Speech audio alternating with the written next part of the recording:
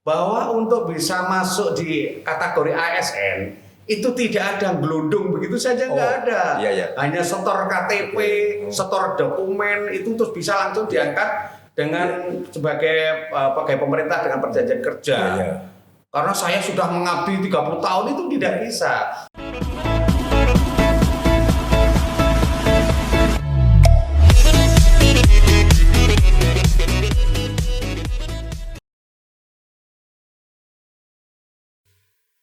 Assalamualaikum warahmatullahi wabarakatuh. Waalaikumsalam warahmatullahi wabarakatuh. Selamat datang di Smekta Channel. Smekta Channel adalah sebuah wahana di SMKN 1 Tanjung Anom. Smekta adalah singkatan Sekolah Menengah Kejuruan Negeri 1 Tanjung Anom. Itu untuk tujuannya ada berapa? Pertama adalah kita akan di sini bahas isu-isu terkini tentang masalah-masalah pendidikan. Juga yang berikutnya adalah nanti tentang menimbulkan kreativitas siswa kita sehingga mereka bisa untuk berbicara, untuk bisa berkomunikasi dengan orang banyak ya. Yang kedua adalah juga untuk menjaring, membahas isu-isu mungkin yang sedang berkembang di masyarakat yang kita akan tarik angkat sehingga nanti di sini akan kita undang berbagai narasumber. Diharapkan tempat ini nanti menjadi semacam ajang untuk komunikasi yang baik antara sekolah dengan pihak-pihak lain eksternal. Ya. Hari ini, sobat cerdas sekalian, alhamdulillah di sekolah kita ini sudah kehadiran narasumber yang sangat-sangat luar biasa. Beliau adalah Bapak Dr. Andes Edi Soekarno MPD. Selamat siang Pak Edi. Selamat siang Pak Wan. Alhamdulillah jaringan saya ini. Beliau ini Bapak sahabat cerdas sekalian. Dulu ketika beliau datang ke Nganjuk, ini saya tahu persis. Saya waktu itu masih PLT di SMK 1 Nganjuk. Saya harus membuat semacam profil tentang kacab yang akan mutasi dan Bapak kacab yang akan datang, yang antara Pak Adi Prayitno dan Bapak Edi Soekarno yang datang ke Nganjuk. Jujur awalnya saya sempat agak sedikit kaget ketika mau lihat profilnya itu. Pertama, beliau adalah guru PPKN. Nah, saya selaku sebagai kepala sekolah SMK itu selama ini dulu itu sering ada semacam dikotomi atau ada semacam pertentangan antara guru produktif, normatif, dan adaptif. Dan saya yakin bahwa kalau guru normatif itu kadang-kadang kurang pemahaman tentang masalah produktif. Awalnya begitu. Juga saya lihat beliau adalah kepala sekolah SMA dulunya. Awalnya saya cukup underestimate gitu, bahwa beliau akan kurang memahami tentang SMK kayak apa. Awalnya dulu itu. Nanti bagaimana kenyataannya nanti kita akan berdiskusi dengan beliau. Pak Edi sekarang alhamdulillah sudah datang di tempat ini. Pak Edi, ini nggak nyari mungkin ya. Pasalnya Indrayan ya memulai pertama kegiatan Smekta Podcast ini. Kedepannya nanti tidak saya sebagai hostnya, nanti akan kita tunjuk guru lain dan juga siswa yang bisa tampil muncul di acara ini. Hari ini saya selaku kepala sekolah, nama saya adalah Iwan Tresnawan dan saya sebagai kepala SMK 1 Tanjung Anom sebagai host untuk audiens untuk bincang-bincang ini dengan Pak Edi Soekarno yang luar biasa ini. Pak Edi, selamat datang di Smekta Podcast. Terima kasih Pak Iwan. Ya, atas undangannya. Iya. Gini, Pak Edi, saya sebelum saya bertanya banyak tentang masalah pendidikan mungkin, saya ingin mungkin biar para sobat-sobat cerdas juga paham, juga tahu tentang siapa Pak Edi. Saya ingin tahu Pak Edi, ingin bertanya. Pak Edi itu kenapa kok Pak Edi tiba-tiba bisa muncul ditugaskan di SMK di Kabupaten Nganjuk ini? Terima kasih. Saya mohon izin untuk buka masker karena jaraknya dengan Pak Iwan juga sudah cukup memenuhi syarat. Assalamualaikum warahmatullahi wabarakatuh. Sobat cerdas, pemirsa, pendengar dari Smekta Channel. Yeah. Yang saya hormati dan saya banggakan, saya ucapkan terima kasih atas undangan Pak Iwan selaku Kepala SMK Negeri 1 Tanjung Anom. Menarik sekali ini. Saya memang awalnya terus mensupport para sekolah karena berkaitan dengan seleksi alam tentang digitalisasi pendidikan itu hal yang tidak bisa ditawar dan itu harus ada. Selama ini juga SMK ini masih dingin-dingin gitu aja, belum bisa menangkap apa adanya tantangan dan peluang itu sebagai media komunikasi. Ternyata pandemi mau tidak mau kita harus akrab dengan yang namanya teknologi informasi, termasuk learning management system dan sebagainya itu. Nah, saya ucapkan selamat kepada Smekta Channel. Terima kasih, Pak Edi. Semoga ini nanti memberikan kontribusi nilai tambah kepada SMK Negeri Tanjung Anom untuk para gurunya, para siswanya, masyarakatnya untuk berkiprah menjadi sekolah yang dicintai dan dipercaya oleh masyarakat. Kembali ke pertanyaan Pak Iwan, berangkatnya sama Pak Iwan, saya juga seorang guru, bahkan saya juga seorang guru tidak tetap GTT. Bahasa saya adalah guru tele-tele, itu yang sering saya guyon. Guru tele-tele? Guru tele-tele, guru nggak jelas.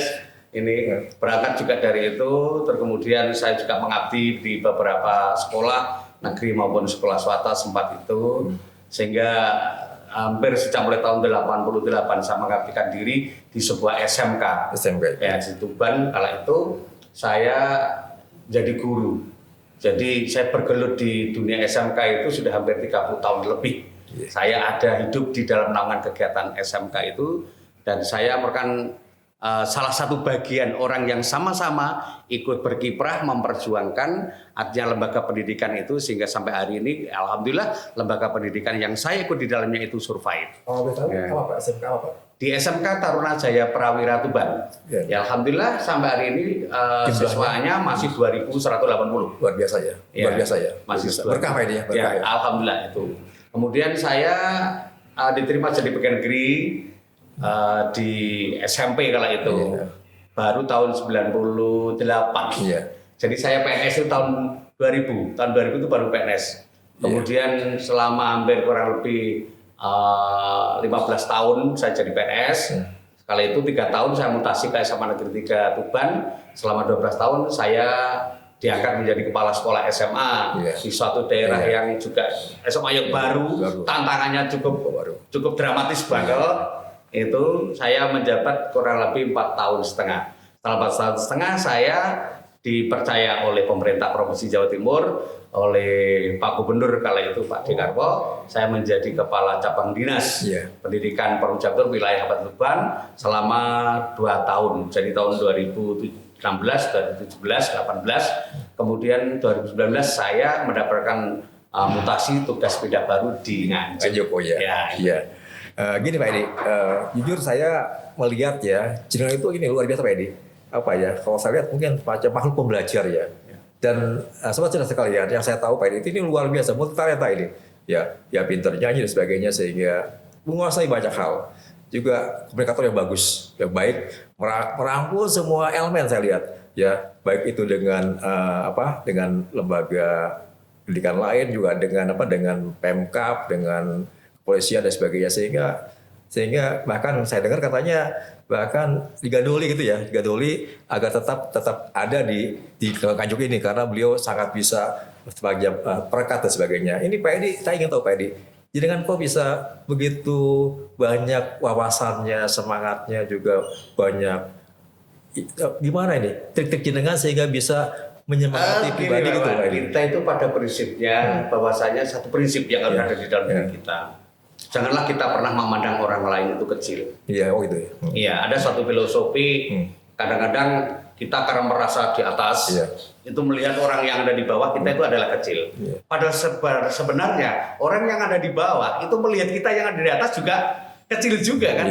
Nah, oleh sebab itu prinsip ini kita pegang. Artinya satu hal yang harus kita satu jangan menyepelekan orang lain siapapun mereka. Kemudian banyak kegiatan-kegiatan orang lain yang mampu kita bantu.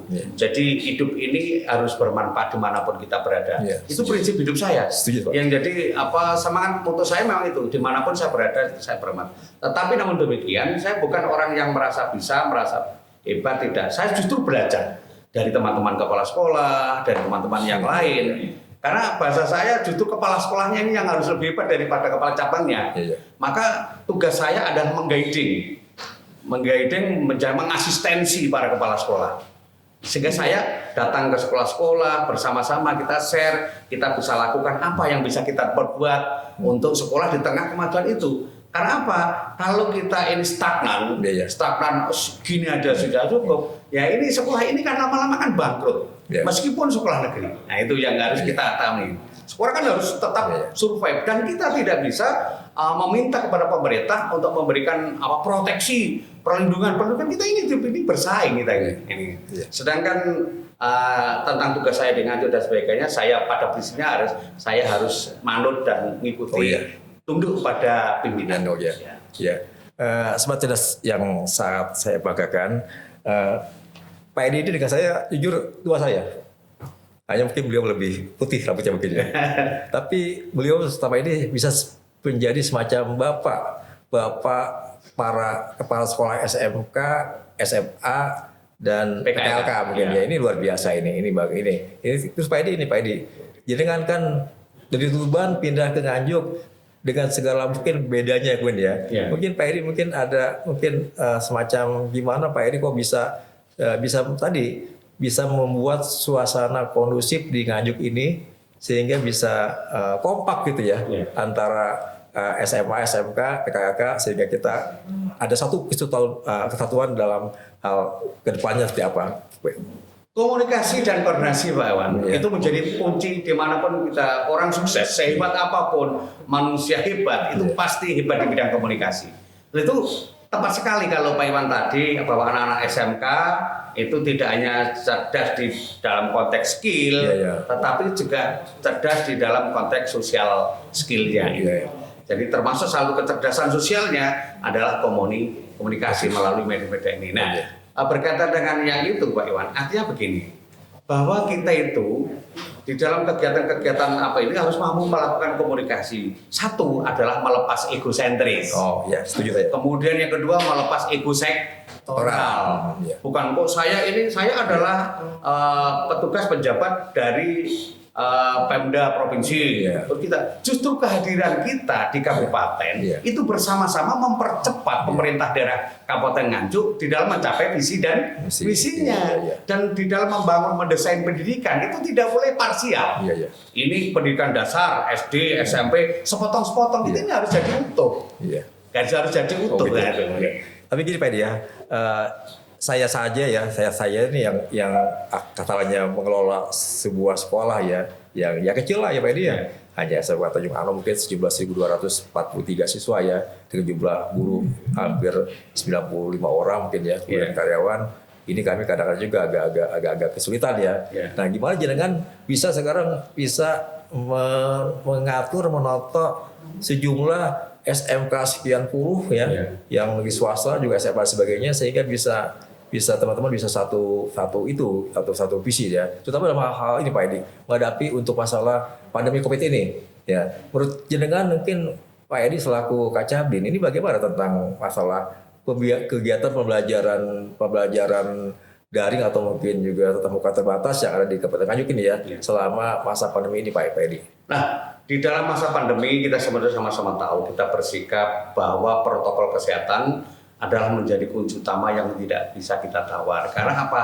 Keselamatan para guru, para siswa, kepala sekolah, keluarga besar pendidikan dan masyarakat pada umumnya adalah menjadi skala prioritas. Namun demikian kita tidak bisa hanya berpangku tangan itu, aktivitas kegiatan tetap harus jalan, proses pembelajaran tetap harus jalan, sehingga mau tidak mau kita menerapkan suatu namanya blended learning, pembelajaran campuran, kapan yang bisa kita lakukan secara daring, kapan yang harus terpaksa secara tatap muka, meskipun tatap muka adalah terbatas. Dan alhamdulillah Nganjuk merupakan salah satu pelopor di dalam mewujudkan konsep Dinas Pendidikan Provinsi Jatibur melalui action Ibu Gubernur kita, Ibu Kofifa Indar Parawansa itu kita mensupport dan Jawa Timur alhamdulillah bisa menjadi pilot project secara nasional. Dan insya Allah Mas Menteri kemudian saya lihat kemarin di media DKI pun sedang mendesain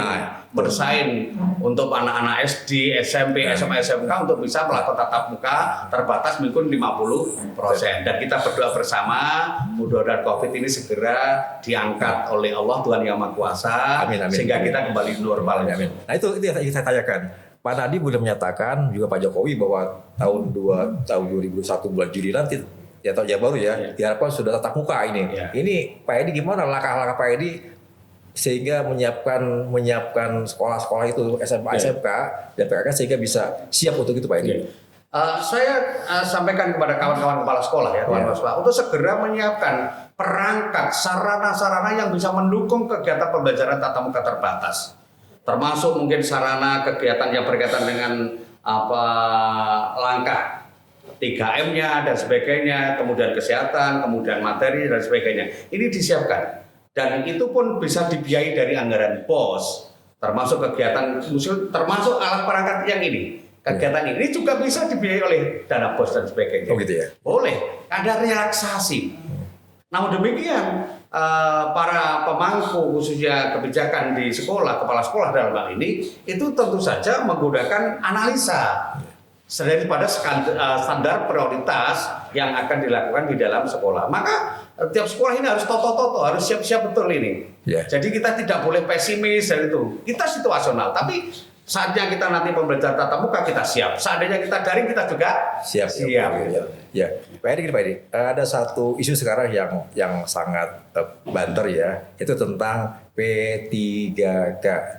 Bagi pemerintah dengan perjanjian kerja. Justru ini jadi semacam angin segar dan mimpi teman-teman guru-guru honorer yang usianya mungkin sudah melebihi batas untuk ikut tes CPNS Pak Edi ya. Ini mungkin Pak Edi mungkin ada semacam gimana agar teman-teman yang mungkin sekarang masih belum beruntung sebagai CPNS mungkin usianya sudah melampaui batas sehingga mereka udah ada harapan. Karena bagaimana juga P3K juga salah satu mimpi semua teman-teman mungkin ya, sehingga ini kalau Pak Edi mungkin jelaskan pada kami semua untuk pada tim sobat cerdas yang lain mungkin yang bisa menonton acara kita ini sehingga dia menyiapkan dirinya sehingga bisa ikut syukur bisa direkrut sebagai P3K. Pak Edi. Terima kasih. Kita juga apresiasi kepada pemerintah ya, artinya Kementerian Pendidikan yang sudah memberikan support kepada nasib para guru honorer, terutama di sekolah-sekolah pemerintah yang menjadi tanggungan pemerintah. Kalau belum bisa ikut CPNS, maka ada peluang ikut pegawai pemerintah dengan perjanjian kerja atau P3K itu. Namun demikian Pak Iwan, saya sampaikan pada sahabat cerdas, punya para guru yang hari ini menyandang masih GTT, bahwasanya ada beberapa syarat untuk bisa ikut di dalam seleksi ini. Salah satunya yang masih diperlukan adalah barangkali masih ada mantan atau guru GTT yang punya predikat K2. Kemudian GTT yang sudah masuk di dalam Dapodik. Artinya mereka sudah punya NUPT, nomor unik tenaga pendidik. Kemudian yang ketiga adalah ada syarat yang ketiga yang boleh itu adalah para mahasiswa sudah lulus dan sudah pernah mengikuti seleksi pendidikan profesi guru, tetapi mereka belum punya jabatan, artinya belum mengajar. Itu pun juga punya peluang untuk mengikuti seleksi ini. Nah, sampai hari ini sebenarnya dari informasi pemerintah daerah khususnya dari BKD dan Dinas ini belum ada sampai yang detail ke teknis, sampai kuota ini belum ada. Sebenarnya di Kabupaten Nganjuk kita kemarin para kepala sekolah mendapatkan data dari database Dapodik yang sudah terkunci untuk divalidasi dan diverifikasi oleh kepala sekolah masing-masing. Kemudian muncullah para kepala sekolah untuk mengusulkan itu. Nah, setelah kita tabulasi dan kita rekap, SMA di Kabupaten Nganjuk itu mengusulkan kurang lebih 234, kemudian SMK 222, PKLK 1 orang. Sehingga usulan kita adalah 457. Sehingga kuota berapa ini belum. Oh gitu. Belum kuotanya berapa. Nah, yang terpenting Pak Iwan, kepada sahabat-sahabat cerdas ini, bahwa untuk bisa masuk di kategori ASN itu tidak ada gelundung begitu saja, nggak ada. Iya, iya. Hanya setor KTP, setor dokumen itu terus bisa langsung diangkat dengan sebagai pegawai pemerintah dengan perjanjian kerja. Iya. Karena saya sudah mengabdi 30 tahun itu tidak bisa. Tetap harus melalui suatu mekanisme, proses, tahapan-tahapan, melalui asesmen. Oleh sebab itu saya sarankan kepada teman-teman yang itu untuk aktif dong. Karena untuk nasibnya sendiri masa mereka nggak aktif. Ini untuk nasibnya sendiri. Ya itu sering karena dunia IT ya ikut membuka lamanya Kemdikbud, yaitu ayo guru belajar.kemdikbud.go.id di linknya P3K itu. Disitulah teman-teman untuk mengentry data, kemudian untuk bisa melakukan simulasi tryout dan sebagainya. Nah, sudah ada di situ. Sehingga kalau saya sampaikan kepada teman-teman para kepala sekolah, tolong para GTT ini difasilitasi dan disupport. Kalau perlu sinau bareng. Nah, barangkali ada tryout itu yang mapelnya belum ada, terutama guru-guru produktif, guru agama dan sebagainya. Ya belajarlah kotek pada secara umumnya, supaya kita nanti menang di dalam persaingan. Dan mekanisme tes tahap 1 itu adalah untuk khusus GTT di sekolah pemerintah. Nah, GTT yang tidak lolos di tahap 1 bisa mengikuti di tahap berikutnya. Berarti ini peluang ini jangan disia-siakan sehingga nanti tidak ada yang dusta di antara kita, saling menyalahkan biasanya dan sebagainya. Itu Pak. Jadi gitu sobat cerdas sekalian, nanti tadi Pak Edi menyampaikan ada linknya pada para sobat cerdas yang mungkin masih belum beruntung, belum CPNS atau PNS mungkin yang masih ada peluang-peluang, nanti bisa dilihat link di bawah ini nanti. Kemudian Pak Edi, jenengan di sini ya saja sudah 2 tahun lebih ya? 2 tahun ya. 2 tahun ya. Tahun ketiga ini Pak. Tahun ketiga ya. Tahun ketiga. Dulu Januari 2019 ya. Ya. Kalau nggak salah ya. Sekarang udah Maret 2021 nggak terasa Pak Edi ya. Terasa. Nah Pak Edi kan pasti punya mimpi-mimpi banyak saya yakin. Baik SMK, SMA maupun PKLK. Mungkin dan jenengan tahun depan itu udah pensiun Pak Edi masalahnya.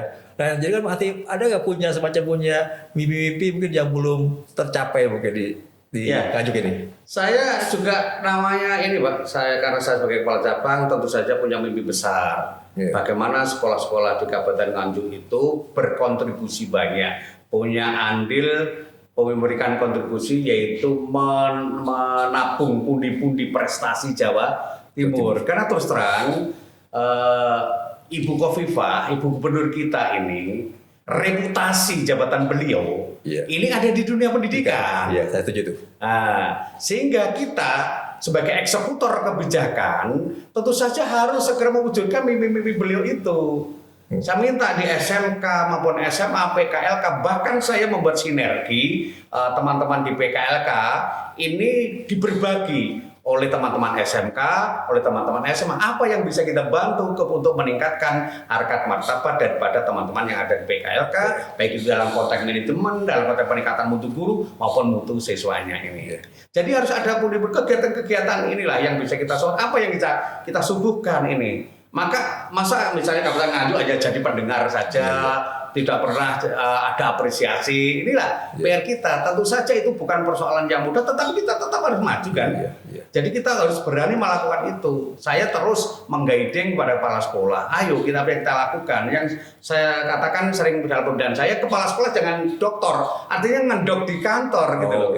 Maka perkuat sistem manajemen yang bagus sehingga khusus yang ada di dalam itu sudah cukup teman-teman kita. Kepala sekolahnya ekspansi keluar ini. Ya, setuju Pak Edi. Nah, sekarang kita bicara sedikit pribadi Pak Edi ya. Jadi kan aktif Tuban Pak Edi ya? Tuban. Tuban. Terus bagaimana jenengan bisa menata sehingga kehidupan mungkin dengan keluarga di Tuban dengan di sini bisa harmonis. Karena saya dengar jenengan juga luar biasa ini. Ya, bisa juga jadi tokoh juga ya, tinggal bisa balance itu loh. Gimana Pak Edi ini? Apa istilahnya pandemi ini kan luar biasa kan? Gimana jenengan bisa ya, kebetulan saya itu ditata oleh Allah. Ditata oleh Allah. Anak-anak saya sudah besar, artinya sudah serba ditinggal sudah bisa. Karena yang paling kecil itu sudah lulus di Purba 3, tinggal mau teramat 1 dan sekarang sudah ikut mengabdi di pemerintah, yaitu ada di PTT PK provinsi, di dinas PU dan sebagainya, itu contohnya itu. Sehingga saya di Nganjuk bersama istri, sehingga saya bekerja dengan enjoy saja. Santai Pak Edi. Dan saya bisa melayani. Konsep saya adalah menjadi pelayan itu adalah suatu hal yang indah, suatu hal yang bermartabat. Maka saya di dalam melayani itu tidak hanya terbatas di kantor. Di rumah pun jam berapapun kita bisa selesaikan. Dan hampir saya tidak pernah ada kepala sekolah yang komplain saya karena membutuhkan saya, kemudian susah itu kok saya juga belum pernah menurut saya. Gitu. Jadi Pak Edi, nanti kalau ada teman-teman sobat cerdas mungkin yang butuh Pak Edi ya, teman-teman yang sedang menggapai tadi mimpinya menjadi P3K atau sebagainya, jenengan bisa siap ya menerima teman-teman ke kantor Cerdas ya. Terakhir Pak Edi, mungkin jenengan sekarang buat kami SMK Tanjung Anom ya, selaku saya Pak juga teman-teman di sini juga ini ingin semacam mungkin ada semacam harapan Pak Edi mungkin, atau mungkin motivasi buat kami. Terima kasih. Saya berharap banyak kepada SMK Tanjung Anom. Makanya kemarin saat pilot project untuk Jawa Timur sebagai sekolah dengan masuk tatap muka terbatas, itu Tanjung Anom merupakan salah satu sasaran daripada rombongan Ibu Gubernur yang itu, dan apresiasi Ibu Gubernur cukup tinggi. Maka ini harus diperhatikan dan ditingkatkan. Termasuk kegiatan bisnis centernya SMK Tanjung Anom, ini harus betul-betul dieksplor, harus betul dieksplor karena kepercayaan masyarakat supaya meningkat. Terima kasih, dan dukungan Pemda Nganjuk juga cukup bagus kepada kita. Ini harus kita tingkatkan bersama-sama. Artinya kita jangan merasa, oh saya sekolah baru, usia saya masih muda, sehingga layak kalau saya tidak menjadi jawara. Itu kan konsep kerdil itu. Ini siapapun kita sendiri sutradara. Kita adalah sutradara terhadap skenario, penulisnya, pelaksananya adalah kita sutradara diri kita sendiri. Hidup itu pilihan. Nah, bagaimana di sisa hidup kita ini, pengabdi ini menjadi bermakna, gitu loh. Jadi tidak boleh bahasa orang Jawa kelokro gitu. Wong saya sebentar lagi pensiun, wong saya masih muda. Nyindir. Ini pengen kita. Bagaimana dengan setelah saya sebentar lagi pensiun dan sebagainya? Bagaimana sisa hidup saya itu tetap manfaat ya. Oke, Pak Edi, semacam sekalian demikian pertemuan kita dengan Pak Edi pada siang hari ini. Nanti insya Allah kita akan juga mengundang narasumber lain Pak Edi ya, nanti ya. Komnastik tadi, kemudian juga dari komite, dari orang tua, siswa prestasi juga mungkin dari dan juga sedikit saya sampaikan Pak, konsep sekolah besar itu adalah siapapun orangnya, sebanyak-banyaknya itu menginjakkan kaki di bumi ini. Dan jangan ada konsep itu belakang. Semua barat, kemudian timur, utara, selatan adalah depan. Wajah semua. Wajah semua. Bersih semua, rapi semua. Tampil menjadi depan. Ya, semangat Pak Edi. Terima kasih Pak Edi ya. Lagi terima kasih banyak Pak Edi atas kehadirannya, kedatangannya. Terima kasih sahabat cerdas ya. Demikian dari saya, Ayu Tersawan, Pak Edi Soekarno, Akhirul Kalam. Wassalamualaikum warahmatullahi wabarakatuh. Semangat ya Allah.